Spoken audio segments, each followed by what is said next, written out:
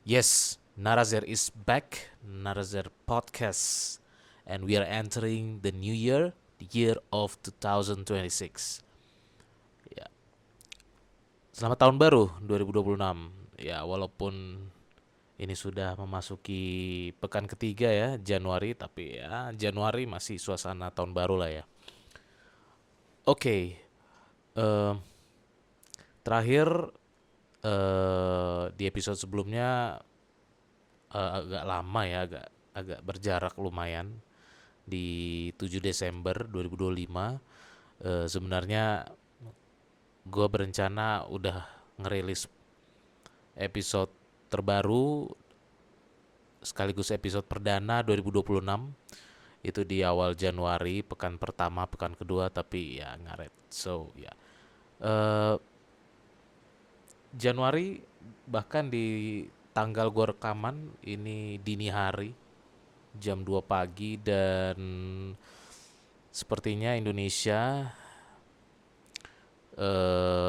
gue nggak tahu kalau negara lain, tapi Indonesia dan mungkin juga Asia Tenggara itu masih dikepung oleh badai hujan ya, badai hujan. Dan gue belakangan baru tahu, gue nonton dari YouTube kontennya Benix ya, dengan pemaparan dan data yang cukup kredibel lah ya. Menurut gue dia menjelaskan dengan panjang lebar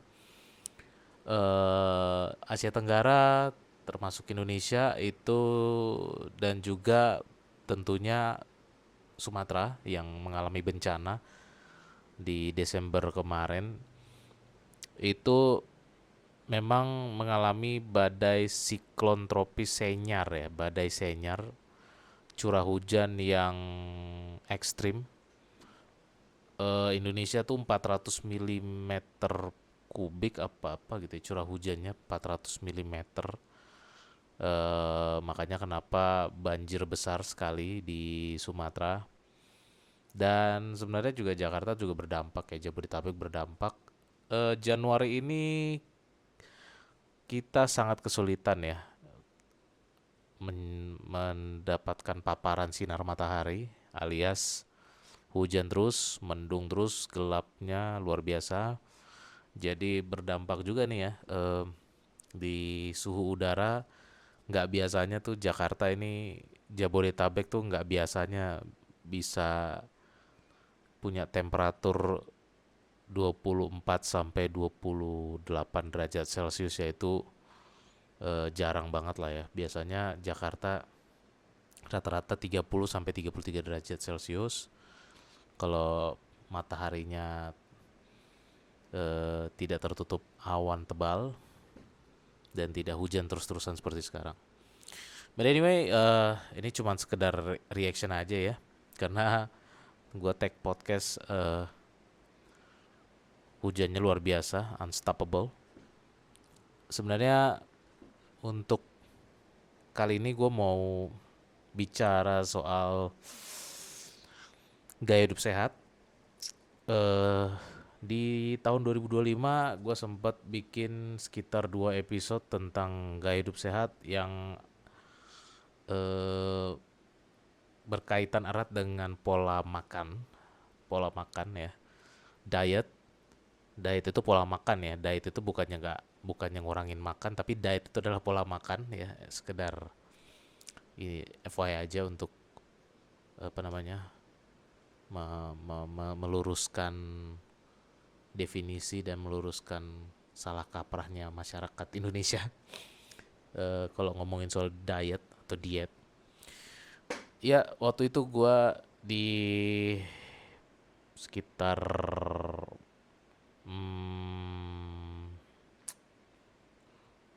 ya pokoknya tahun 2025 lah ya, gue ngomongin soal makanan.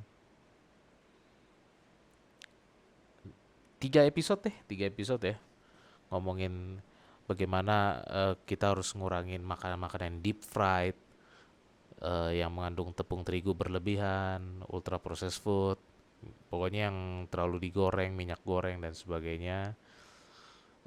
Ngurangin nasi juga, jangan berlebih, terutama ultra processed food ya, makanan coklat-coklat, eh, ciki-ciki snack, yang pokoknya yang kemasan-kemasan lah ya, yang biasa kita makan atau biasa kita beli di supermarket, minimarket, warung-warung dan sebagainya.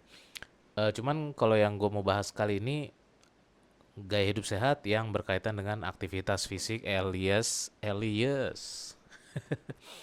olahraga ya, exercising. Nah ini juga ada juga dulu sempat dikasih pencerahan juga ya oleh Dokter Tirta di konten-kontennya dia di YouTube atau Instagram, bahwa kalau nggak salah di podcastnya Panji mereka ngobrol berdua bahwa sport dan exercise itu sebenarnya definisi dan konteks yang agak berbeda ya. Kalau sport itu adalah olahraga yang kompetitif dan kadang-kadang juga belum tentu sehat, secara secara gerak jasmani, karena sering dipush, sering over push atau diforsir dan sebagainya, karena memang kompetitif, harus menang dan sebagainya, harus mengalahkan lawan dan sebagainya. Sementara exercise itu olahraga sebenarnya, kalau bahasa Indonesia dua-duanya olahraga gitu ya. Tapi kalau exercise itu adalah ya kegiatan yang sehat gitu ya, kegiatan yang gerak jasmani, aktivitas aktivitas fisik yang memang bertujuan untuk menyehatkan badan kita, baik dari sisi misalkan melatih otot, otot atau juga meningkatkan kardiovaskular atau apa namanya, otot jantung, pernafasan, stamina, untuk meningkatkan stamina, untuk meningkatkan daya tahan tubuh dan sebagainya gitu ya. Yang biasa kita lakukan kalau exercise itu bukan kayak main tenis, main padel, main futsal atau main basket, enggak ya, tapi itu sport. Tapi exercise itu kayak ya sekedar kayak jalan kaki 2 kilometer dengan gerakan yang baik dan konstan gitu ya. Sampai lari, sampai jogging kecil atau sepedaan atau cuman sekedar ngeplank, sit up, squat, lunge, push up, eh, side plank, jumping jack, abdominal plank, abdominal crunch, dan gerakan-gerakan workout lainnya, dan juga mungkin termasuk yang olahraga yang sekarang cukup tren juga selain padel, yaitu pilates gitu ya. Ya itu adalah olahraga exercise yang mau gua bahas sedikit. Sebenarnya sih mungkin buat kalian yang dengerin, mungkin ini adalah hal yang udah kalian ketahui atau kalian sudah pahami, tapi mungkin gue pengen sekedar lebih sebagai maybe your weekly or maybe your reminder once again gitu ya, bahwa apa yang sudah kalian lakukan atau apa yang sudah kalian pahami itu sebaiknya harus kita kerjakan atau kita lakukan secara rutin gitu ya. Entah itu 3 kali seminggu, 2 kali seminggu ya gitu ya, atau mungkin yang lebih intens mungkin 4 kali seminggu gitu ya. Jangan 7 kali seminggu ya, karena badan juga butuh recovery.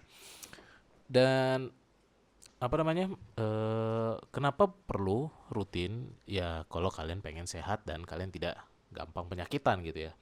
Inti dari yang tujuan yang gue mau sampaikan, pesan yang mau disampaikan adalah sama dengan apa yang pernah gue bahas di episode gue sebelumnya yang berjudul eh, pasti turun berat badan, kemudian episode hindari tepung terigu dan ultra processed food, dan juga episode yang ada format videonya itu sebenarnya negara tuh nggak peduli dengan kesehatan kita gitu. Jadi kurang lebih kurang lebih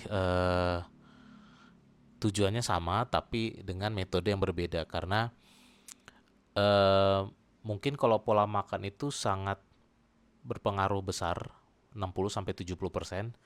Namun sisanya 30% lagi yaitu adalah lewat olahraga untuk menekan untuk mencegah kita penyakitan gitu. Mencegah kita overweight, mencegah obesitas, mencegah kita kena diabetes, kolesterol, asam urat dan sebagainya gitu. 30%-nya katanya sih 30% ya menurut penelitian itu dari olahraga. Nah, 70%-nya itu yang pola makan gitu ya. Makanya pola makan tetap penting, tapi kita juga ngomongin yang eh ngomongin yang olahraga juga penting. Karena kenapa? Meskipun 30% doang gitu ya, tanda petik doang gitu ya. Namun sebenarnya walaupun hanya berkontribusi 30% terhadap kesehatan jasmani, terhadap kebugaran, bukan kebugaran, terhadap eh, badan kita supaya tidak berlebihan lemak, tidak berlebihan gula dan sejenisnya. Tapi olahraga yang seperti yang gue bilang tadi, jogging, running, workout, latihan beban, sepedaan dan kawan-kawannya gitu ya. Itu sangat-sangat berperan penting untuk kesehatan mental kita dan juga untuk meningkatkan hormon-hormon yang membuat kita lebih happy gitu ya. Hormon apa sih? Ya, yang paling yang paling dominan adalah menghasilkan hormon dopamin ya. Dopamin, kemudian hormon endorfin, dan yang tidak terlalu tinggi tapi ada juga mungkin serotonin ya itu. Tapi yang paling dihasilkan paling banyak dari olahraga itu adalah hormon dopamin dan endorfin. Dopamin dan endorfin itu apa sih? Ya, gue coba rangkum secara singkat dari apa yang gue prompt di chat GPT aja ya. Waktu itu gue tulis promptnya gini. Hormon apa saja yang mempengaruhi mood, stres, rasa gembira, rasa senang, dan rasa-rasa emosi lainnya yang juga berkaitan dengan kesehatan otak dan tubuh jasmani manusia. Lalu dijawab oleh ChatGPT-nya, di bawah ini adalah daftar hormon dan neurotransmitter utama yang secara langsung mempengaruhi mood, stres, rasa gembira, bla bla bla bla. Dan gue punya custom instruction di ChatGPT gue adalah harus mengedepankan uh, research base, mengedepankan kajian-kajian yang sudah terbukti dan mengurangi atau tidak memprioritaskan yang dari opini, yang berbasis opini atau yang sentimental gitu. Jadi dia kasih disclaimer awal, dalam ilmu saraf endokrinologi, istilah hormon emosi sebenarnya tidak sepenuhnya akurat. Banyak yang disebut hormon adalah neurotransmitter dan efek emosi selalu bersifat sistemik, kontekstual dan individual. Tidak ada satu zat kimia yang menghasilkan emosi secara tunggal. Oke. Nah, jadi dopamin itu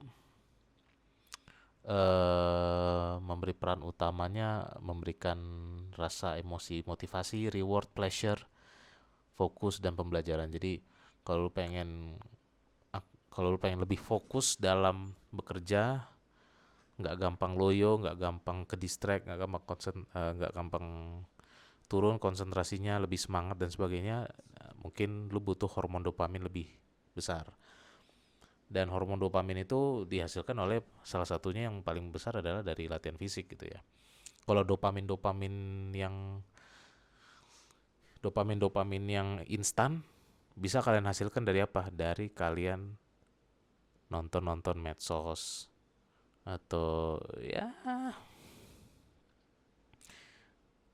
main game, pokoknya yang digital. Cuman kan kalau konsumsi sosial media berlebihan seperti TikTok, Instagram, YouTube atau main game Roblox dan sebagainya itu ya efek jangka panjangnya kan akan merusak neuron-neuron kita yang lainnya ya gitu, akan merusak kesehatan otak juga sebenarnya. Jadi itu kurang bagus kalau dopamin dari instan, yang dari yang digital gitu. Dan gue juga eh, bisa memberikan eh, dasar kuatnya juga dari buku ya, buku yang bisa dipertanggungjawabkan gitu ya. Ada buku Brain Power, namanya judulnya Brain Power, karangan dari Catherine DeLange. Catherine DeLange ini terakhir gue lihat di Gramedia masih banyak bukunya, kalau kalian pengen beli silakan cek Brain Power. Dan namanya buku ya, di Indonesia kan kurang laku ya, jadi stoknya masih banyak di Gramet. Tapi kalau kalian pengen beli yang e-booknya silakan. Gue nggak tahu e-booknya di mana. Mungkin Gramet juga jual e-booknya. Jadi ada di halaman ada bagian 3 latihan fisik halaman 97 ya. Gue akan coba baca halaman 97. Eh ini narasinya cukup bagus. Gue coba baca sebagian paragrafnya aja ya, dari halaman 97 bagian 3 latihan fisik dari buku Brain Power karangan Catherine DeLange. Kondisi kesehatan, terutama obesitas, diabetes, dan penyakit jantung, semuanya dikaitkan dengan kecenderungan perilaku kita yang lebih memilih untuk duduk dibanding bergerak. Nah, kan kalau duduk kan bukan olahraga ya. Kalau bergerak lebih cenderung masuk ke kategori olahraga gitu ya. Namun pada bagian 3 ini akan ditunjukkan manfaat berolahraga dan bahayanya jika menghindari olahraga. Wah, gila, di endorse banget nih olahraga ya kan, dari buku ini. Padahal ini buku kesehatan otak, buku Brain Power tentang tentang otak. Tapi kalau kalian baca buku ini itu banyak banget, selain ngomongin tidur, sirkadian, ini juga banyak sekali ngomongin tentang aktivitas olahraga gitu ya. Jadi kesehatan otak itu juga membutuhkan aktivitas olahraga yang rutin dan kalau perlu intens gitu ya. Oke, gue lanjut lagi. Tadi gue baca sampai mana ya? Namun pada bagian 3 ini akan ditujukan manfaat berolahraga dan bahayanya jika menghindari olahraga. Oke, yang tadi itu ya. Tidak hanya pada tubuh, tetapi juga pada otak. Itu saudara-saudara. Aktivitas fisik juga memiliki dampak yang luar biasa pada otak, baik melalui latihan intensitas dalam durasi singkat maupun sebagai bagian dari rutinitas kebugaran pada umumnya. Salah satu bidang yang dikaji dengan baik adalah suasana hati. Wah, gitu kan? Suasana hati. Setiap orang yang rajin berolahraga akan merasakan kenikmatan yang diperoleh setelah berlatih dengan keras dan menyadari betapa sulitnya secara mental ketika kita tidak apa nih? Tidak dapat berolahraga. Misalnya setelah mengalami cedera. Oh ya benar, gue juga ngalamin sih. Waktu gue pernah cedera agak lumayan, atau kalau gue lagi sakit gitu ya, lagi sakit benar nggak bisa olahraga ya, eh, depres juga gitu ya, stres juga, emosi, sulit untuk happy gitu ya, sulit untuk merasa senang gitu. Jadi ya kurang lebih gitu. Bahkan untuk lansia, kalau karena kita kebanyakan dari kita yang denger ini kan mungkin belum lansia ya, tapi suatu saat 20-30 tahun lagi kita, atau 40 tahun lagi mungkin akan lansia. Jadi why not jika kita mencegah kita demensia. Dan ada satu bab yang judulnya di sini, olahraga adalah salah satu cara terbaik untuk mencegah demensia gitu men. Oke,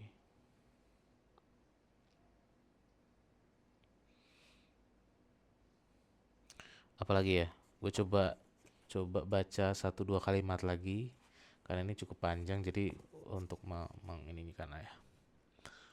eh ya ya kurang lebih seperti itu. Mungkin ada sih waktu itu gue pernah baca juga, cuman gue lupa, gue taruh baca ya, gue kan gak hafal ya di mana itunya. Cuman gue lihat dari daftar isi aja deh. Dan dari apa dari judul bab-babnya aja tuh ya. eh jadi ada yang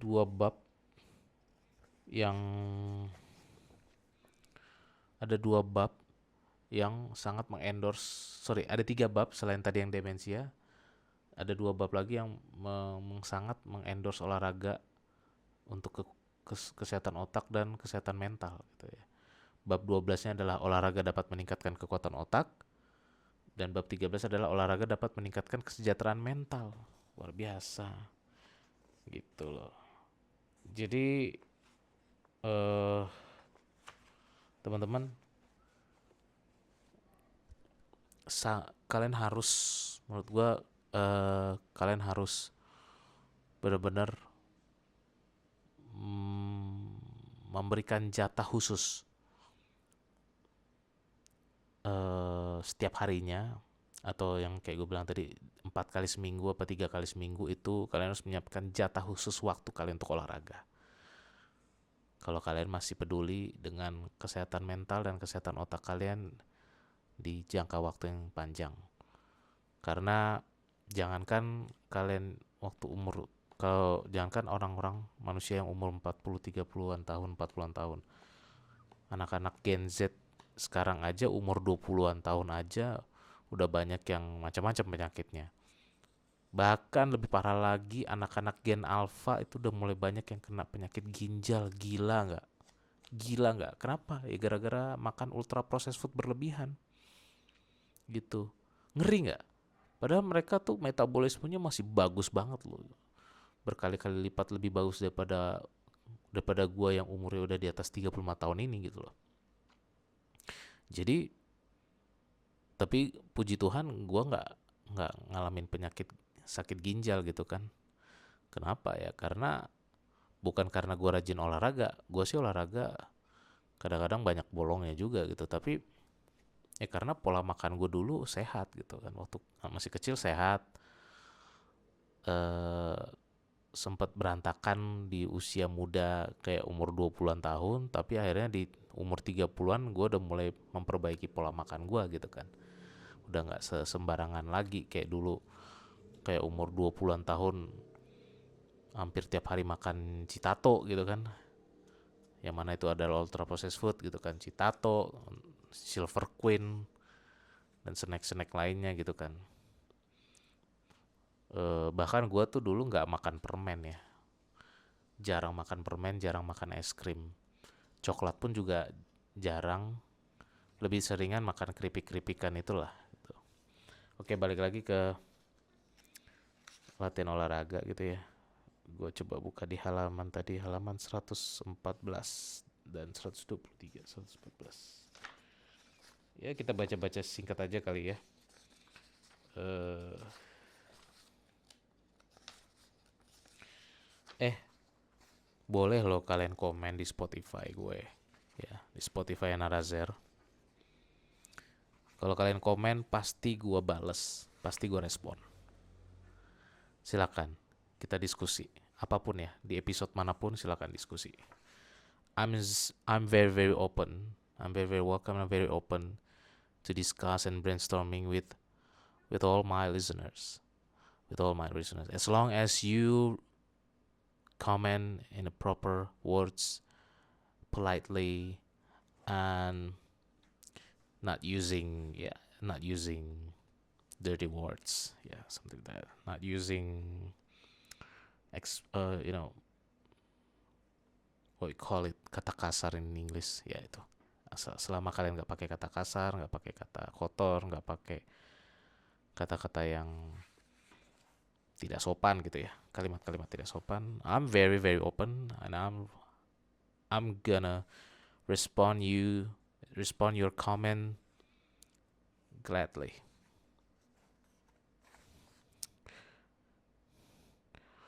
Olahraga dapat meningkatkan kekuatan otak.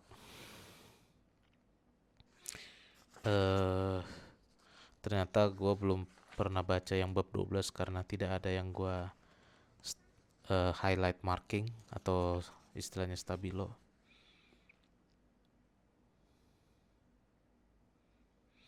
Tapi ini salah satu coba latihan beban ya.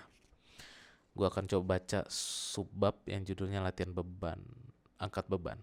Bagi orang dewasa, latihan ketahanan ketika otot Anda bekerja keras melawan beban counterweight, peralatan kebugaran, sepertinya menjadi pilihan yang tepat untuk menjaga kognitif tetap tajam. Wih, keren. Selain meningkatkan BDNF, gue gak tahu apa ini BDNF, kayaknya harus baca di bab-bab sebelumnya lagi nih. Hal tersebut juga dapat merangsang pelepasan molekul lain yang bernama Insulin Growth Factor 1, IGF-1, yang meningkatkan pertumbuhan kelangsungan hidup neuron dan telah dikaitkan dengan kinerja kognitif yang baik. Latihan kekuatan juga menyebabkan perubahan pada otak yang berhubungan dengan peningkatan fungsi eksekutif. Waduh, otak juga punya eksekutif ya, kirain negara doang yang ada fungsi eksekutifnya. Oke, bercanda ya guys. Keliru jika menganggap bahwa mengangkat beban hanya berlaku bagi orang muda.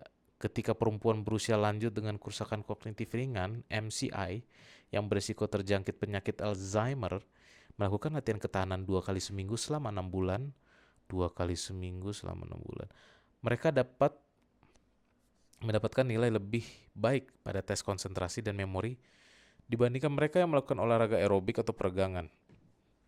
Wah, udah mulai banding-bandingin jenis olahraga nih. Asik. Aerobik itu yang ini kali ya teman-teman ya, yang tadi yang gue sebut untuk meningkatkan stamina, melatih otot jantung, kardiovaskular ya. Aerobik. Karena tadi di sebelum gue baca angkat beban ada keuntungan aerobik juga gitu ya. Luar biasa tuh. Luar biasa. Jadi ya intinya kalian ngerti lah ya. Gitu. Mungkin ada episode khusus yang gue akan membedah tentang hormon-hormon kesehatan otak ya, dopamin, endorfin gitu ya. Lebih lagi nanti ada episode khusus dengan gue akan rangkum paragraf-paragraf dan kalimat-kalimat yang bisa gue highlight untuk dalam satu episode monopod yang dari buku Brain Power ini ya. Gitu, Brain Power kombinasi sedikit dengan Chat GPT gitu ya. Jadi ya gitu.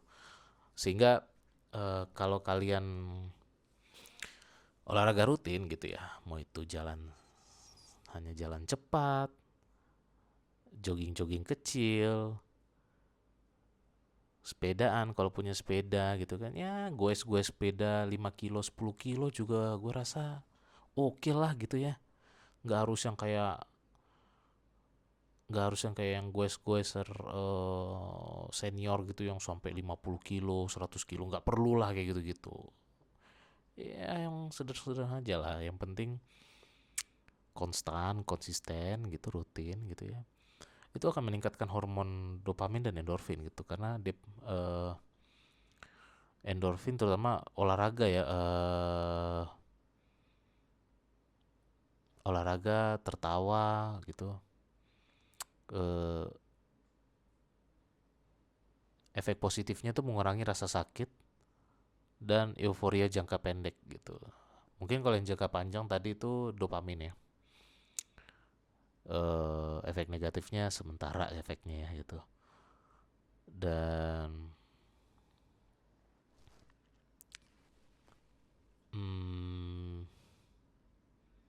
sebenarnya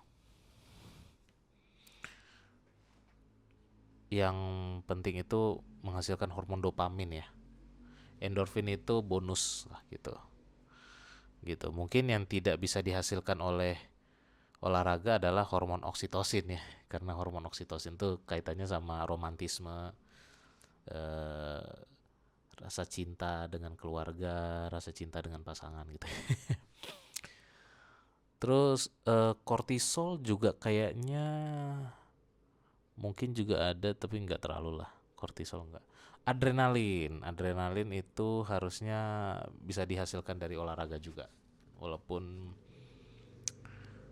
tidak selalu ya. Mungkin adrenalin itu bisa dihasilkan hormon adrenalin ketika olahraga yang sport ya, yang kompetitif, main futsal, main basket, paddle, tenis, volley gitu-gitu ya. Oh ya, satu lagi tadi yang gue nggak sebut olahraga itu berenang juga ya. Berenang kan juga olahraga ya. Berenang juga olahraga asalkan kalian tidak kompetisi ya. Eh Ya kurang lebih gitu. Eh tapi adrenalin itu bisa dihasilkan oleh non olahraga juga, yaitu dari kafein ya. Kafein kalau kita minum kopi itu bisa menghasilkan adrenalin juga tuh. Makanya biasanya orang kalau biar lebih fokus bekerja, biar lebih semangat tapi nggak olahraga, ya mau nggak mau di cover dari minum kopi itu, dari kafein. Oke, jadi ya sebenarnya sekedar ingin memberikan inilah ya, sekedar memberikan reminder aja. Syukur-syukur jadi insight baru buat kalian. Oh, ini gue nemu nih di ChatGPT BDNF tadi yang gue baca tadi itu. Ada kesingkatannya dan dijelasin di ChatGPT yang gue prompt ini juga rupanya. BDNF itu adalah Brain Derived Neurotrophic Factor. Bukan hormon klasik, tapi krusial untuk otak. Wow. Meningkat karena aerobic exercise konsisten. Itu tadi ya.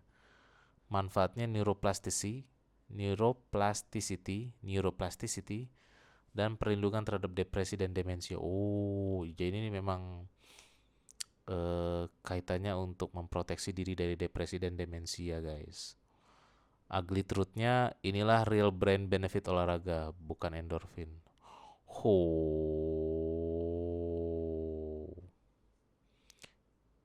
Menurut ChatGPT yang gue prompt ini,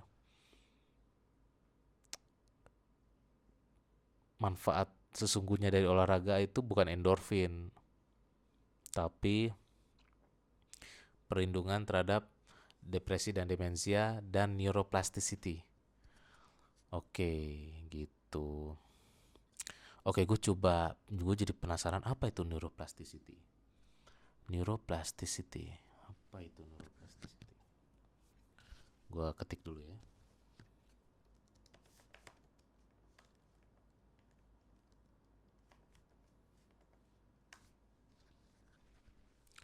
Neuroplasticity adalah kemampuan sistem saraf, terutama otak, untuk mengubah struktur koneksi fungsinya sebagai respon terhadap pengalaman, pembelajaran, lingkungan, cedera. Wah, ini lebih rumit lagi nih neuroplasticity ini.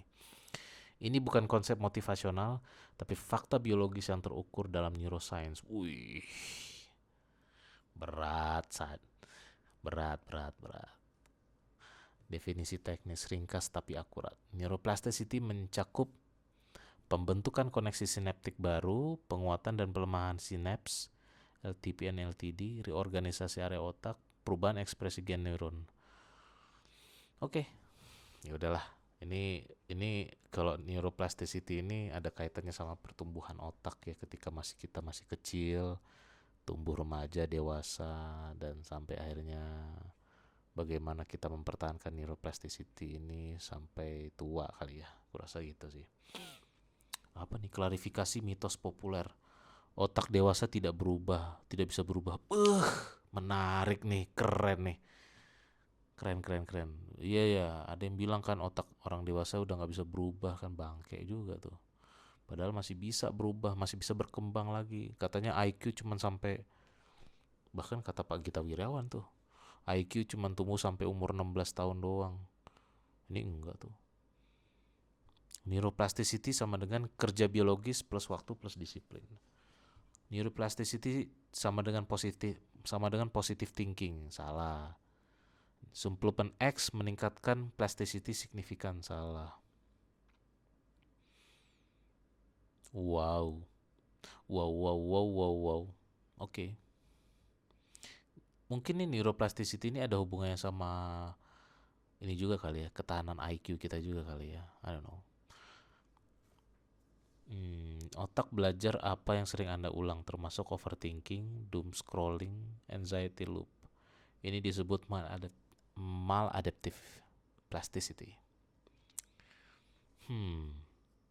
Dopamin, oh gitu. Mekanisme biologis utama. BDNF tadi fungsinya untuk menumbuhkan dan melindungi neuron. Oke. Glutamat, pembelajaran dan memori. Oke. NMDA receptor trigger LTP. Oke, LTP itu long term potentiation. Sinaps diperkuat. LTD long term depression. Sinaps dilemah. Oh, I see. Dopamin reinforcement learning. Reinforcement learning itu membantu pembelajaran ya, mendukung pembelajaran. Jadi pembelajaran itu ada di glutamat, dopamin itu untuk mendukung pembelajaran. Kayaknya sih gitu ya. Kemudian untuk tidur, konsolidasi memori, REM and deep. REM itu rapid eye movement ya. Rapid eye movement. Nah, itu REM itu tidur paling paling sehat. Menurut yang gue baca di buku Brain Power. Harusnya benar sih. Gitu guys. So, tunggu apa lagi? Olahraga lah. Halo warga sipil sekalian. Sorry. Gue mencet YouTube-nya Ferry Ruandi. Lupa gue. Oke, I guess that's it. Udah banyak juga nih. 30, udah lebih dari 36 menit. Kita akan gue sih, karena gue monolog ya. Ya, jadi gue akan coba ngomongin lebih lanjut lagi tentang gaya hidup sehat yang berolahraga. Terutama sebenarnya tadinya harusnya mau ngomongin running dan jogging sih, dari pengalaman gue pribadi. Jadi biasanya gue, terutama tahun 2025 tuh, gue dulu sering banget stres, sering depresi. Ketika gue kalau ketemu orang di rumah tuh bawaannya kesel, bete gitu ya, padahal mereka nggak ngapa-ngapain gitu. Tapi ketika gue keluar sore-sore atau pagi gitu ya, jalan jalan 5 kilo sambil lari tipis-tipis 1 kilo gitu ya, jalan 5 kilo 6 kilo 7 kilo, pulang nyampe rumah lagi, mood jadi lebih bagus, karena mungkin eh badan merilis hormon-hormon yang bagus gitu ya, hormon-hormon tadi yang endorfin, dopamin gitu ya. Sehingga ketika mood jadi bagus, depresi berkurang, stres berkurang, dan ketika ketemu orang rumah bawaannya nggak bete lagi. Itu manfaat paling simple yang sangat-sangat bermakna ya, dari sekedar hanya olahraga jalan sehat, jalan cepat, lari atau jogging ataupun sepedaan gitu ya.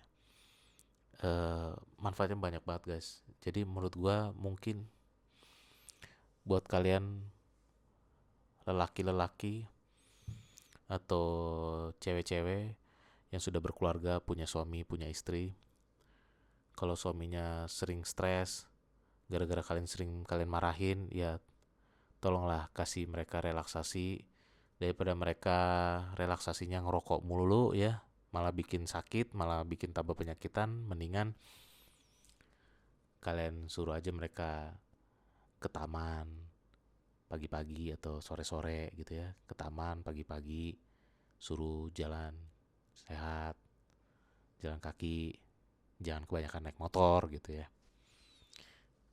Suruh jalan kaki, syukur-syukur kalau kalian punya sepeda, suruh sepedaan gitu ya, sepedaan jarak pendek aja 5 kilo gitu ya, 5 kilo paling banyak 10 kilo gitu. Mudah-mudahan stres depresinya berkurang, jadi lebih semangat lagi beraktivitas, lebih semangat lagi menjalani hidup suaminya gitu ya. Begitu juga dengan ibu-ibu.